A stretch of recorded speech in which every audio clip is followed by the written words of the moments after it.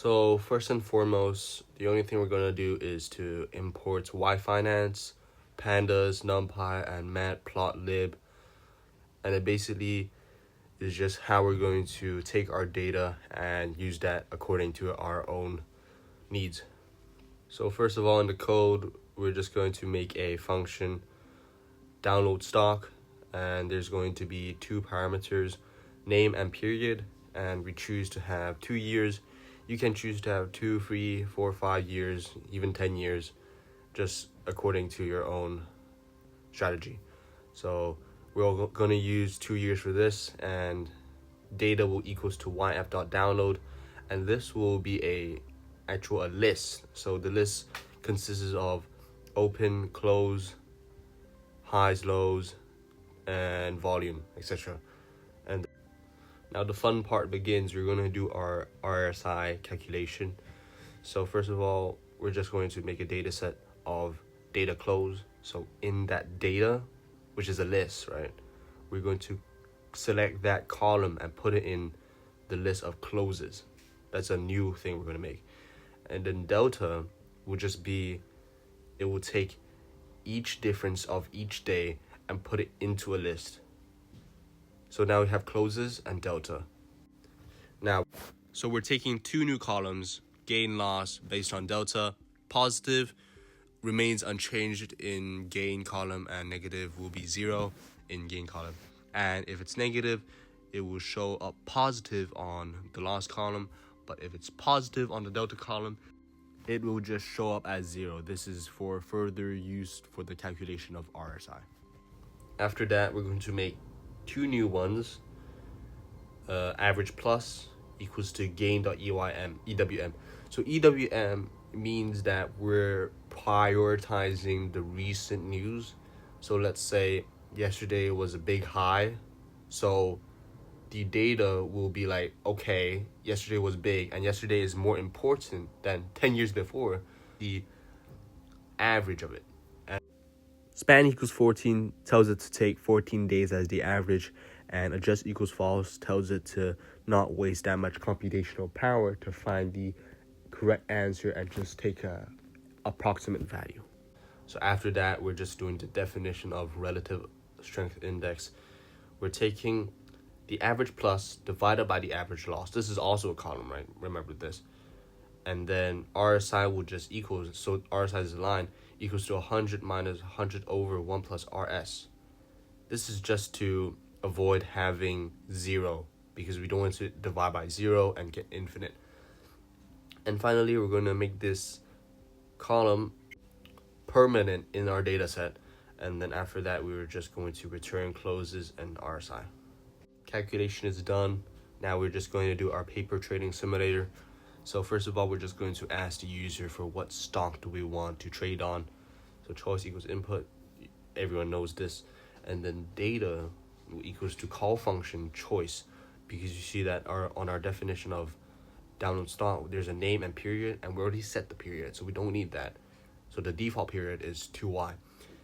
And then data will equals that. So we have this whole list of data, as the closes, the highs, the lows, the volume, and then close prices, and RSI valuation will equals to RSI data, because you see we're returning data, we're returning closes and RSI, so they just respectively go into those two. And then finally, we're just going to set our basics. The cash equals to 10,000, whatever you want. Shares equals to 0. Trades equals to an empty list, portfolio as well. And position equals to 0, so that we can know whether we're in the market or not. And then we're just going to make two arrays. The close arrays, which is basically a list again.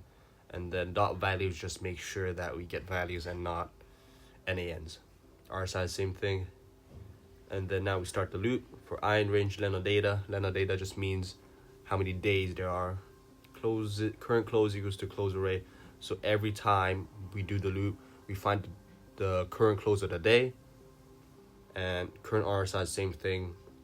If PED dot not NA, just make sure that on this day the current RSI is not 0, so that, because RSI needs 14 days of calculation, right?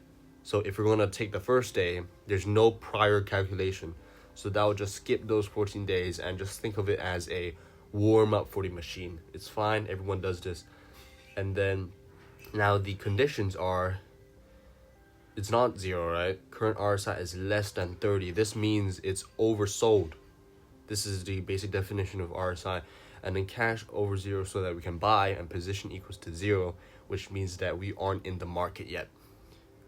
And shares to buy will equals to cash over current close. This is a very basic thing. It doesn't think of how much I would buy or how much we should buy. It just thinks of how much I can buy and just buys everything.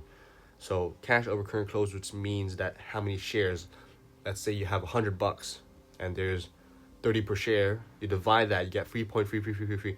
So that's how many shares you can buy. And then we just buy that. So bought, the trades.append is just making a list. So every time we buy or sell, we're just, recurring that, putting that in a record so that we can check later on. Cash will equals to 0 because we bought everything. Shares will plus equals to shares to buy, so we'll have more shares now. And position equals to 1 so that we're in the market. And then elif just means that if is executed, then elif won't. But if isn't executed, then elif might. So same thing, not 0. Current RSI over 70, so it means overbought. Position equals 1 so that you can have stuff to sell. Cash plus equals shares times current close. That's basically just converting our shares back to cash. And then trades.append the same thing. Shares equals to 0, position equals to 0. And then the last if is just to update our portfolio for graphing. If position equals to 0, so that means we're not in the market. The current port will equals to float cash, just in case, right? So just in case cash becomes a series, we're just floating that to make it float. And the current port, that's a temporary variable, and I'm just making it equals to cash because we're not in the market. And then else current port will equals to float, shares times current close. Because we won't have cash and shares at the same time due to our code. So current port equals to that. And portfolio.append, which is a list, we're just appending that. So we're updating our current portfolio every time, and it becomes a list. We're almost done. We just have to make the bought portfolio so that we can compare to a buy and hold portfolio. Cash B equals to a 10,000. So it's a different variable this time so that won't mix up. Same thing, same data. All right, portfolio B, same thing. And then for I in range, len as well. This is just to update it every time. And then current close equals to close, same thing. We know that. And if CAS B is not equal to 0, after the first turn, it should equal to 0. So it will only run the portfolio.append. So shares B will add it. CAS B over current close, you know that. CAS B equals to 0. So it will never run again, but for the first one, it will run. And it will just hold it until it's dead. And then portfolio.append, we know that. So finally, to find our own results, we're just going to plot it. Now, we already imported the matlib.pyplot as PLT. And then these are just the basic steps. We're just going to make the figure to make how big the graph, 12 by 6. And then plt.plot, so we're just making a line. Data.index is just the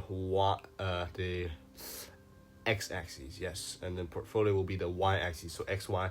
Data.index, index just means we're taking the first one on the left, the first column. It's usually always the date, so we don't have to specify. We're just going to take .index. And portfolio will just be our own portfolio. So the value of that, and then the label equals to RSI. So what you're seeing here is not a single variable for the data.index and portfolio, but what you're seeing is actual series, like a column, like a matrix. And that's how we plot it. So plt.plot, same thing for the portfolio B, the bot, right? And for the last one, plt.title, we're just going to put that on top. You're going to see later. And then the Y label, valuation, X label, date, you know that. Plt.legend is just to show which line is which. So later you're going to see a little box and a blue line RSI, orange line buy and hold. And plt.grid is just to, make it look better and true because it's there. And then alpha equals to 0.3 is just to make it less visible so that we can look at our lines more clearly. And POT.show, you gotta have that or you're not gonna see it. And then for the last line, you could add whatever you want, but you could say like if Len trades over 5, so that we have at least 5 trades, we're gonna print each one of them so that at the end you can see what's in the trades. And then now we're gonna run it. And finally, you can see the results. The RSI did not beat the buy and hold, unfortunately, but I mean, if it did, everybody would be rich. So basically, when you're making these bots, it's just a battle between you and the buy and hold, or maybe the S&P 500. And you can make your own customizations or even code your own strategy.